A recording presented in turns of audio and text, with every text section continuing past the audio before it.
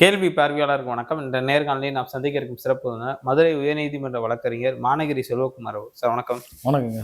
தேர்தல் காலம் முக்கியமாக பார்த்தோம்னா என்டிஏ கூட்டணியுடைய 2வது பொதுக்கூட்டம் பிரதமர் நரேந்திர மோடி அவர் தலைமையில் வந்து தென் மாவட்டத்தினுடைய மையப்பகுதியாக இருக்கக்கூடிய மதுரையில் நடந்திருக்கிறது. முக்கியமாக பார்த்தோம்னா தேவேந்திர வேளாளர் மக்கள் மத்தியில் இருந்த அந்த பிரதான கோரிக்கையான பட்டியலிட்ட கோரிக்கை வந்து அந்த மேடையில் ஏதாவது எதிரொலிக்க வாய்ப்பு இருக்கும் பல்வேறு தலைவர் வந்து ஆசைப்பட்டிருந்தாங்க. அந்த கருத்து வருமான்ற மாதிரியான பல்வேறு கருத்துகள் கூட பேசப்பட்டிருந்த சூழலில் இந்த தேர்தலே வந்து அந்த பட்டியலிட்ட கருத்து வந்து எங்கு பேசப்படாதது வந்து ஒரு ஏமாற்றமா இருக்கின்ற மாதிரியான பல்வேறு கருத்துக்கள் பார்க்க முடியாது. நீங்க எப்படி சார் பாக்குறீங்க? அதாவது ஆரம்பத்திலிருந்து சில கருத்துக்களை பதிவு செஞ்சுக்கிட்டே வர்றேன். அது சில பேர் வந்து பார்த்தீங்கன்னாக்க, அதாவது இந்த பிஜேபி ஆர்எஸ்எஸ் சார்புடைய ஒரு சில நபர்கள் வந்து பார்த்தீங்கன்னாக்க மக்கள் மத்தியில் அதை திருச்சி வேற மாதிரி கொண்டு போய்கிட்டே இருக்காங்க. யதார்த்தத்தை அவங்க நம்புறவே கிடையாது. புரியுதுங்களா? அது யதார்த்தமான ஆட்களும் கிடையாது. ஓகே. பட்டியல் வெளியேற்றுன்றதே கிடையாதுங்க. அந்த வார்த்தையை தவறா தெரியலையா? பட்டியல் வெளியேற்றுன்றதே கிடையாது. அனைத்து சமூகங்களும் பட்டியல் இருக்கும்போது பட்டியல் வெளியேற்ற சொல்லு தவறானது. அப்போ அந்த தவறாக இருக்கும்போது அது திணிக்கப்படுறதா இருக்குது. எது சரியா இருக்கும்? பட்டியல் மாற்றம். பட்டியல் மாற்றம். பட்டியல் மாற்றம்ன்ற போது இப்போ தாழ்த்தப்பட்ட பட்டியலுக்குள்ளேயே நம்ம உள்ஒதுக்கீடோட ஒரு சிறு பட்டியலான அது ஒரு பட்டியலாக நம்ம அந்த சப் பட்டியலாக போக போகிறோமா? அது ஒன்று இல்லையா? நம்ம இந்த தாழ்த்தப்பட்டோர், அதாவது எஸ்சி எஸ்டி அந்த பட்டியலிருந்து பிற்படுத்த பட்டியலுக்கு மாறுதல் ஆக போகிறோமா? அங்கே வந்து எம்பிசி பட்டியலுக்கு போக போகிறோமா? சரி, அதை விடுத்து நம்ம இந்த பொது பிரிப்பினருக்காக புதுசாக வந்து பார்த்தீங்கன்னா உருவாக்கியிருக்காங்களா பாரதிய ஜனதா கட்சி, அந்த பட்டியலுக்கு போக போகிறோமா? இது மாதிரியான கோரிக்கைகள் இந்த பட்டியல் வெளியேற்றம் குறித்து பேசக்கூடிய நபர்கள் எங்கேயாவது முன் வச்சிருக்காங்க. இது சம்பந்தமாக பிஜேபி ஆர்எஸ்எஸ் ஏதாவது கருத்து தெரிவிச்சிருக்காங்க. அது சம்பந்தமா ஆதரவா பேசக்கூடிய அர்ஜுன் சம்பூத், அந்த நம்ம நாம் தமிழர் தலைவர் இருக்காருங்க, அவர்லாம் வந்து இது சம்பந்தமா பேசியிருக்காங்கன்றத ஒரு விஷயத்தை உங்களால எடுத்து சொல்ல முடியுமா? எதுங்க சாத்தியம்? இப்ப வேற அதாவது பட்டியலில் வந்து பார்த்தீங்கன்னா ஏதாவது மாற்றம் செய்யணும்னாக்க முழு அதிகாரம் யாருக்கு இருக்கு? மாநில அரசு இருக்கு. அதுக்கு அடுத்த நிலையில வந்து பாராளுமன்றத்துக்கு அதிகாரம் இருக்கு, ஆளுங்கின்ற மத்திய அரசுக்கு. ஏன் இவங்க வந்து பார்த்தீங்கன்னாக்கும் அந்த சம்பந்தப்பட்ட துறை மூலமாக நீங்க ஒரு கணக்கு ஒரு ஆய்வு செய்யுங்க, ஆய்வு செஞ்சு உங்களோட இதை உங்க கருத்தை கொடுங்கன்னு கேட்கலாம்ல அவங்க. ஓகே. அதாவது இந்த மக்கள் மத்தியில இந்த மாநில அரசு வந்து பார்த்தீங்கன்னாக்கும் இப்போ சமூக வலைதளம் சில விஷயம் பார்க்குறேன். அருந்ததியர் உள்ள ஒதுக்கீடு வந்து கமிஷன் வச்சாங்களா, காலத்தர அதுக்கு எல்லாமே கமிஷன் நியமித்து ஒரு ஆணையம் நியமித்து அதன் மூலமாக அறிக்கை பெற்று அதன் வாயிலாக மட்டும்தான் எந்த வித மாற்றமும் அந்த பட்டியலுக்குள்ள செய்ய முடியும். அந்த ஒரு சூழல்ல இந்த பட்டியல் வெளியேற்றம் என்ற வார்த்தையே தவறானதுன்னு நான் சொல்றேன். நான் இதற்கு வந்து மாற்று கருத்து சொல்லுவேன். அதுக்கெல்லாம் நம்ம வந்து பார்த்தீங்கன்னா சொல்ல வேண்டிய அவசியம் இல்லை. உண்மை எதுவோ, நிதர்சனமான உண்மை எது, யதார்த்தம் என்னமோ அதைத்தான் பேச முடியும். சட்ட நடைமுறை இருக்கோ அதை செய்ய முடியும். பட்டியல் மாற்றம்னாக்க நம்ம என்ன பண்ணணும்? இந்த பட்டியல் மாற்றத்துக்கு என்ன செய்யணும்? பாரதிய ஜனதா கட்சி இருக்குனாக்க இப்போ அந்த ஒரு கட்சியில் ஒரு ஆதரவாளராக இருக்குனாக்க அந்த ஆதரவாளர் அந்த அதில் இருக்கக்கூடிய முன்னணி தலைவர்கள் இந்த சமூகம் சார்ந்து அவங்க வந்து அமித்ஷா, பாரதிய ஜனதா, அதாவது நரேந்திர மோடிட்ட வந்து பார்த்தீங்கன்னாக்கா அந்த குருமூர்த்தின்னு ஒரு ஆடிட்டர் தானே எல்லாமே சொல்கிறாங்களோ, அவர்கிட்ட சொல்லி எழுதி கொடுக்க சொல்லணும்.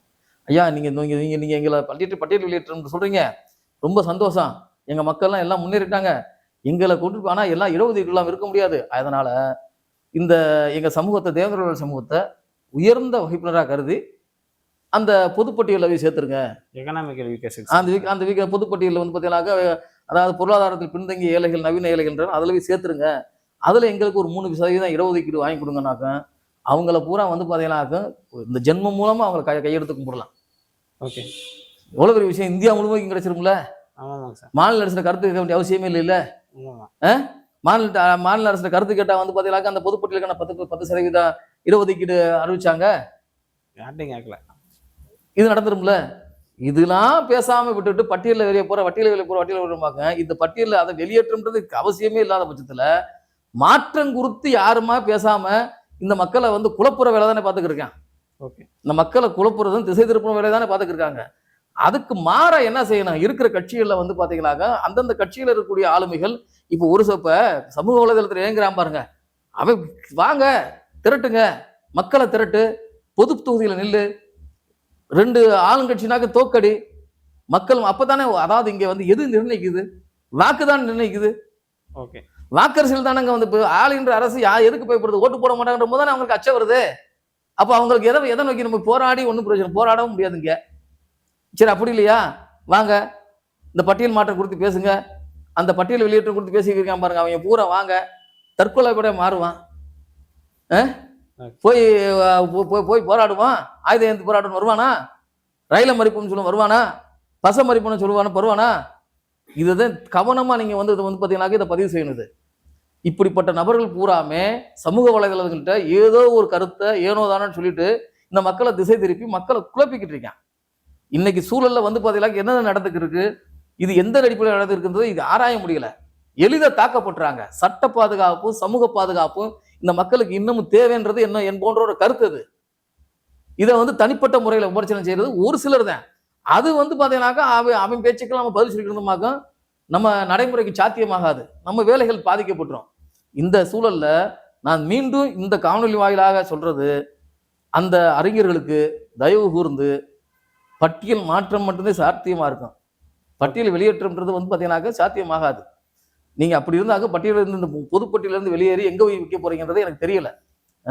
அதனால வந்து பாத்தீங்கன்னாக்க அப்படிப்பட்டு பேசுறவங்க வந்து பாத்தீங்கன்னாக்க ஒரு சரியான விஷயங்களோட ஒரு 3% இடஒதுக்கீடு, நாங்க எங்களை மிகவும் பிற்படுத்தப்பட்டவர்கள் மாநில பட்டியல், இது மாநில பட்டியல், அங்க வந்து ஓபிசி, இங்க எம்பிசி வந்து பாத்தீங்கன்னா இங்க இருக்குல்ல அந்த சாதிகளோட வந்து பாத்தீங்கன்னாக்க எங்களை வந்து 3% இடஒதுக்கீடோட எங்களை அறிவிக்கணும்னு சொல்லி அவங்க கட்சி மூலமாவே அறிவிச்சிருந்தா இந்த மக்கள் வந்து பாத்தீங்கன்னாக்க யார் ஏற்றுக்கொள்ள மாட்டா? இப்ப இந்த மக்களுக்கு தேவை, அதுதான் சொல்றேன் நான். நமக்கு நம்ம ஒரு இடத்துல இருந்து போறது இங்க பட்டியல் மாற்றம் மட்டும்தான் அவசியம். பட்டியல் மாற்றம் எங்க எந்த பட்டியலுக்கு மாற போறோம்? பிற்படுத்தப்பட்ட ஒரு வாட்டியில் போறோமா, முற்படுத்தப்பட்ட ஒரு வாட்டியில் போறோமா? அப்ப அங்க போனமாக நம்மளோட நிலை என்ன, நமக்கு உண்டான இடஒதுக்கீடு உறுதி செய்யப்பட்டுள்ளதா? இங்க 18ல வந்து பாத்தீங்கன்னாக்க 3% வந்து பாத்தீங்கன்னா அருந்ததற்கு உள்ஒதுக்கீடு போயிருது. இந்த 10% ஒண்ணுமே இல்லை. ஏன்னா திருப்ப அருந்ததே வர்றாங்க, அதெல்லாம் புரியுது. ஆனா அதை நீ போராடு, அதுக்குள்ள வந்து பாத்தீங்கன்னாக்க நம்ம ஏதாவது ஒரு உறுதி செய்யப்பட்ட ஒரு இடஒதுக்கீடு உறுதி செய்யப்பட்டு அதோட நம்ம ஒரு துணைப்பட்டியலா கூட நம்ம போகலாமேன்ற அது மாதிரி ஒரு சாத்தியமுடைய கோரிக்கையை வச்சு இங்க மாநில அரசுகள் அதை வந்து அதை அறிவிக்க வச்சு ஆளுகின்ற அரசோடையோ இல்லாட்டி ஆட்சிக்கு வரக்கூடிய அரசோடையோ நமக்கு கணிச்சு அவங்களோட கூட்டு வச்சு பண்ணா மட்டும்தான் இது சாத்தியமாகும். அதே இழிவுன்னு சொல்றாங்க. அந்த இதுக்குள்ளே எப்படி நம்ம இன்னொரு இடஒதுக்கீடு கேட்போன்ற மாதிரி எனக்கு கருத்தை வைக்கிறாங்க சார். நான் திரும்ப சொல்றேன், இடஒதுக்கீடுன்றது உரிமை, அது இழிவு கிடையாது. அது சொல்றேன் வந்து பாத்தீங்கன்னாக்கா அவன் எவனோ ஒருத்தன் வந்து ஏதோ ஒரு காரணத்துக்காக சொல்லிட்டு போறானாக்கா அதை பத்தி நம்ம கருத்து சொல்ல முடியாது. மக்கள் மற்றும் பெரும்பான்மை இளைஞர்கள் அறியாமையில் இருக்காங்கன்றதுனாலதான் நான் எதுவுமே நான் சொல்லிக்க தவிர, ஏன் எனக்கு இப்ப நான் திரும்பவும் சொல்றேன், நான் இப்ப இடஒதுக்கீடு எனக்கு அவசியம் இல்லை, எனக்கு தேவையும் கிடையாது. ஆனா எனக்கு தேவையில்லாத போது என்னை சார்ந்தவனுக்கு தேவையான்றது நான் உணரணும்ன்றதான் என்னோட கருத்து. அது இப்ப அதாவது இந்த கடந்த வந்த இன்றைய சூழ்நிலையில சட்ட பாதுகாப்பு, சமூக பாதுகாப்பு எங்க இருக்கு? அப்ப பட்டியல இருக்கும்போது இந்த வன்கொடுமை தடுப்பு சட்டம் தடுத்து ஏதோ நிவாரணம் பெற முடியும்ன்றது என்னோட சின்ன கருத்து. அதை ஏத்துக்கிறது வேற விஷயம். இப்ப நான் வந்து பாதிக்கப்படுறனாக்க நான் இந்த பட்டியல இருக்கும்போது எனக்கு வன்கொடுமை தடுப்பு சட்டப்படி ஒரு வழக்கு ஒரு புகார் கொடுக்க முடியுது. அந்த புகாரின் பேர்ல எனக்கு நிவாரணம் கிடைக்குது. நீங்க தேவையில்லாத போது நீங்க அதாவது பட்டியல் மாற்றமோ குறித்து பேசக்கூடிய நபர்கள் வந்து பாத்தீங்கன்னாக்கா அது பட்டியல் வெளியேற்றான். பட்டியல் மாற்றம் முடித்து யாரும் பேசல. அவன் வந்து அந்த புகாரை எடுக்க வேண்டிய அவசியம் இல்லை. ஏன்னா அவனுக்கு பாதிப்பு இல்லை. இங்க பாதிக்கப்படுறது பூராமே அப்பாவி இளைஞர்களும் அப்பாவி மக்களும் தான். இடைக்காற்றல் நடந்தது அதே போன்ற நிலைதான். சிவகங்கை மாவட்டத்தில் கூடியவங்களுக்கும், அதாவது ராமநாதபுரம் மாவட்டத்தில் அது திரும்பவும் சுட்டி காட்டணுமாக்கும் இன்னமும் கிராமங்கள்ல வந்து பாத்தீங்கன்னாக்கும் ரொம்ப அடக்குமுறையிலிருந்து வெளிவரல, அதே சூழல்ல இருக்கு. மக்கள் வந்து பாத்தீங்கன்னாக்க ஒரு அரசியல் நோக்கி ஒரு அடி கூட எடுத்து வைக்க முடியாத ஒரு சூழல் இருக்கும்போது நம்ம பட்டியல் மாற்றம் குறித்து பேசணும்னாக்க அதற்குண்டான ஒரு அரசியல் கருத்து, ஒரு அரசியல் முன்னெடுப்பு வந்து பாத்தீங்கன்னாக்கா ஒரு ராஜதந்திர அரசியலோடு ஒரு அரசியல் முன்னெடுப்பு எடுக்க வேண்டியிருக்கு. எந்த ஒரு அரசியல் முன்னெடுப்பு எடுத்தாலும் அதை வாக்க மையப்படுத்தி தான் நடத்துவாங்க. அதை ஏத்துக்கிறவன் அப்ப பிற அரசியல் கட்சிகளுக்கோ பிற சமூகங்களுக்கும் ஒரு அச்சத்தை உருவாக்கணும்னாக்க நம்ம மக்களை வந்து ஒருமுகப்படுத்தணும். அதற்குண்டான பணி என்னன்னாக்கும் வாக்கரசியல்னாக்கும் பொது தொகுதியில் இருக்கக்கூடிய மக்கள் நம்ம தொகுதியை கண்டெடுக்கணும் இருக்கு. அதுல போய் இவங்க எல்லாரும் சேர்ந்து ஒருங்கே ஒரு ஒருகுப்த கருத்தோடு இப்ப ஒவ்வொருத்தையும் ஒவ்வொரு சொல்றான் பாருங்க. எவனையாவது ஒரு ஒரு உருவகப்படுத்துறது. இப்ப எல்லாருமே வந்து இப்ப நீங்க பாத்துருப்பீங்க, ஆமா ஆமா. இங்க ஒருத்தன் பேசுவேன், அங்க ஒருத்தன் பேசுவேன், பூரா ஒன்னா பேசியிருக்காங்களா என்னைக்காவது ஒரு இடத்துல இருக்காங்களா பாத்திருக்கீங்களா? அவங்க சொல்ற கோரிக்கையே இன்னொருத்தவங்கள்ட்ட அவன் மாறி அவன் அவன் அவன் ஏதோ ஒரு இடத்துல பாட்டிருக்கானா? இப்ப இது தெரியுதா வந்து அவனை முன்னிறுத்ததுக்காக சில கார்த்திகளை வந்து பாத்தீங்கன்னா தூத்தி விட்டுட்டு போயிடுறான். நீங்க நான் என்னோட கருத்து இல்லைனாக்கா, வாங்க எல்லாரும் மக்களுக்கு எது தேவையோ அது மக்கள் முடிவு பண்ணட்டும். ஓகே. இப்ப நம்ம ஒரு பொது தொகுதி எடுப்போம், பொது எல்லாரும் சேர்ந்து வேலை பாருங்க. அந்த கருத்துக்கு அவங்க என்ன சொல்றாங்கன்னா, எங்களுக்கு தனி தொகுதி தானே குடுக்குறாங்க, பொது தொகுதி கொடுத்தா நாங்க நிக்க மாட்டோமா? அதாவது இப்ப புரியுதா உங்களுக்கு? தனித்தொகுதியில் இந்த பட்டியல் இருக்கிறதுனாலனா கூட ஒரு 13 எம்எல்ஏ வருது. எம்பி வர முடியாது, ஒரு எம்பி தான், தென்காசி தான். ஆனா நம்ம அதுக்கு ஒரு ஒரு சரியான திட்டமிடலோட ஒரு நிரந்தரமா நம்ம வந்து நம்ம பிரதிநிதிகளை வந்து நம்ம சட்டமன்றத்துக்கோ பாராளுமன்றத்துக்கு அனுப்புனா நம்ம என்ன நமக்கு தேவை, இந்த வாக்கரிசலை எப்படி நம்ம மையப்படுத்தி அரசியல் பண்ணணும், எப்படி நம்ம மக்களை ஒருமுகப்படுத்தணும், ஒன்றிணைக்கணும் அப்படின்ற விஷயங்களை உள்வாங்கிக்கிட்டு மிகுதியா மக்கள் எண்ணிக்கை இருக்கக்கூடிய பொது தொகுதிகளை நம்ம போட்டியிட்டு அங்க வென்றெடுக்கும் போதுதானே ஆளுகின்ற அரசுகளுக்கோ மற்றவங்களுக்கோ மற்ற அரசியல் கட்சிகளுக்கோ மற்ற சமூகங்களுக்கு ஒரு அச்சத்தை ஏற்படுத்தும். அந்த பணியை செய்யாம நம்ம நாங்க அதாவது போராட்டமே வந்து பாத்தீங்கன்னா வெறுமனே நாங்க போராடுறோம் ஆர்ப்பாட்டம் பண்ற போது ஒரு போராட்டத்தை கூட வீரியமா கொண்டு போக முடியுது அவங்களால? ஏதாவது வீரியமா கொண்டு போய் ஜெயிக்க முடியுதா? முடியல. அதைத்தான் அது அது இதுதான் வந்து பாத்தீங்கன்னாக்க இந்த விஷயம் வந்து பாத்தீங்கன்னாக்க இந்த மக்கள் மத்தியில புகுத்தப்பட்டிருக்குன்றது. பட்டியல் வெளியேற்றம்ன்றது ஒரு ஏற்றுக்கொள்ளாத வார்த்தை. அவர் வெளியேற்றம்ன்ற வார்த்தை தவறானது. பட்டியல் மாற்றம் சரியானது. பட்டியல் மாற்றத்துக்கு உண்டான பணி வந்து இதுவரை துவங்கப்படலை என்றது என்னோட கருத்து. Okay sir. இப்போ ஆங்காங்கே வந்து பொதுக்கூட்டம், கருத்தரங்கெல்லாம் நடக்கிறது. இது மட்டுமே அரசுக்கு ஒரு கோரிக்கையா போதுமா? அதுதான் சொல்ல வரேன். இப்ப வந்து பாத்தீங்கன்னாக்கா அதான் அதாவது அரசு வந்து பாத்தீங்கன்னா வெறுமனே ஏதோ ஏதோ ஏதோ ஒரு நிலையில இருந்திருக்க போகுது. காவல்துறை இல்லையா, உளவுத்துறை இல்லையா, ஒரு கூட்டத்துக்கு வந்து பாத்தீங்கன்னா வர்றவன் யாரு, எத்தனை பேர் வர்றான், இந்த கருத்தியல் வந்து எந்த தூரம் இருக்கும், இது எந்த அளவுக்கு இந்த அரசுக்கு பாதிப்பு ஏற்படுத்தும் அப்படின்ற எண்ணங்கள்லாம் இருக்கு. அந்த தரவுகளோட தானே அவன் வந்து அமைதியா இருக்கான். அதை அடுத்து உடைக்க வேண்டிய பொறுப்பு யார்கிட்ட இருக்கு? இப்படி பேசுறான் பாருங்க, இவன்கிட்ட இருக்குல்ல, வாங்க போவோம் கிராமம் இது நம்ம களத்துக்கு போவோம். கள அரசியல் வேற, தேர்தல் அரசியல் வேற இல்லையா? இன்னைக்கு தேர்தல் அரசியலுக்கு வந்து கள அரசியல்ன்றது வேற, தேர்தல் அரசியல் வேற. தேர்தல் அரசியல் வந்து பாத்தீங்கன்னா இன்னைக்கு நம்ம போக முடியுமா? அதுக்கு தயாராயிருக்கோமா? அதை மக்களை தயார்படுத்தி இந்த கோரிக்கை இந்த மக்கள் சரியான ஏற்றுக்கொள்ளவே வேணும். மக்கள் ஏற்றுக்கொண்டாங்க அது மக்களோட கருத்தா போகும்போது அதை நம்ம அதுக்காக மக்களோட பயணிச்சுதான் ஆகணும். ஒரு 100 பேர் சொல்ல வேண்டிய கருத்து வந்து பாத்தீங்கன்னா 100 பேர் ஒத்துத்தான் போகணும். அது 100 பேர் கருத்து சரியானதான்றதை பார்க்க வேண்டியிருக்குல்ல. அது வந்து நீங்க சொல்றதோ நான் சொல்றதோ எங்கேயோ இருக்கு சொல்றதோ சொல்லிட்டு கொடுத்தலாம் அதை ஏற்றுக்கொள்ள முடியாது. அப்ப இந்த பட்டியல் வெளியேற்றம்ன்ற வார்த்தையே தவறானதை நான் திரும்பவும் சொல்றேன். பட்டியல் மாற்றம் என்பதுதான் சரியான வார்த்தை. பட்டியல் மாற்றம் எந்த பட்டியலிருந்து, தாழ்த்தப்பட்டோர் பட்டியலிருந்து பிற்படுத்தப்பட்டோர் பட்டியலுக்கா, இல்ல பொது பட்டியலுக்கா, இந்த முற்படுத்தப்பட்ட பொருளாதாரத்தில் பின்தங்கிய முற்பட்ட வகுப்பினருக்கான பட்டியலுக்கான்றதை முடிவு செய்யணும். Okay sir. இந்த தேர்தலை ஒட்டி பார்த்தோம்னா இன்னொரு கருத்து வந்து எழுந்து வருது. அதாவது தேவேந்திர வேலா பேர் மாற்றத்துக்கு வந்து அதிமுக, பாஜக தான் காரணம். அதனால இந்த தேர்தல் வந்து ஒட்டுமொத்த தேவேந்திர வேலா சமூகமும் இந்த கூட்டணி ஆதரிக்கிறது சரியா இருக்கும். இவங்களோட டிராவல் பண்ணி போனோம்னா நமக்கு ஈஸியா பட்டியலேற்றம் கிடைக்கும்னு ஒரு கருத்தை வைக்கிறாங்க. இது உண்மையிலேயே சாத்தியம் தானா? அதாவதுங்க, தேர்தல் வந்தாவே எளிதாக கையாளக்கூடிய சமூகமா நாங்கள் இப்பயும் மாறி போயிட்டோம்ங்க. நான் திரும்பி ஏற்கனவே அதை பதில் சொல்லுவேன். நாங்கள் இப்போ எங்கள் மக்கள் வந்து பார்த்தீங்கன்னாக்க இப்படி ஒரு பிரச்சாரத்தை பண்ணிட்டு போகும்போது திமுகவுக்கே வாக்களிச்சுருந்தா கூட திமுக என்ன நினைக்கும், இவங்க பிஜேபி ஆளு அப்படின்ற நிலைக்கு வந்துடுதா? இப்போ நாங்கள் அதே நிலையில இருந்து கூட பிஜேபியை ஆதரிச்சமாக்க பிஜேபி ஜெயிக்க வைக்கணும்ல. நான் சொல்றது உங்களுக்கு புரியுதா உங்களுக்கு?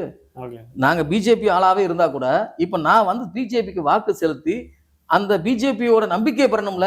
அதற்குண்டான வேலைகளை யார் செஞ்சிருக்கா? அந்த நிர்வாகிகள் இதுவரை செஞ்சிருக்கானா? பேசுறவங்க செஞ்சிருக்கானா? நீங்க சொல்லுங்க. அதாவது இத்தனை தேர்தல் நடந்துருச்சு. இப்ப இந்த தேர்தல்னாலையும் நீ உன்னோட தொகுதியில நீ மக்கள் வர உங்க இந்த கோரிக்கைக்காக நாங்க பிஜேபிக்கு வாக்களிக்கிறோம் அப்படின்ற போது உங்க வாக்குகள் மூலமா பிஜேபி வென்றுட்டா யாருக்கு பெருமை? நமக்கு தானே பெருமை. அப்ப நம்மளோட அங்கீகாரம் கிடைச்சிருதுல. நம்மளை கைவிடுறாங்க போது யாரு? பிஜேபி நம்மளோட கோரிக்கையை கைவிடுது. நம்மளை கைவிடுதுன்னா போது நம்ம மேல நம்பிக்கை இழந்துறாங்கல்ல. நயினார் நாகேந்திரனுக்கு வந்து பாத்தீங்கன்னாக்க மாநில தலைவர் கொடுக்க போகும்போது ஏன் நான் நரேந்திரா நீங்க தேவேந்திரான்னு சொன்ன போது தேவேந்திரர்களுக்கு ஏன் அங்க முக்கியத்துவம் கொடுக்கப்படல? இது கவனிக்க வேண்டிய விஷயமா இருக்கா? இப்போதைக்கு பாலகணபதினு ஒருத்தர் இருக்காரு. அவரை தவிர்த்து புரட்சி கவிதாசன் ஒருத்தர் இருக்காரு. அவரை தவிர்த்து குறிப்பிட்டு சொல்லக்கூடிய தலைவர்கள் யாருன்னு சொல்லுங்க.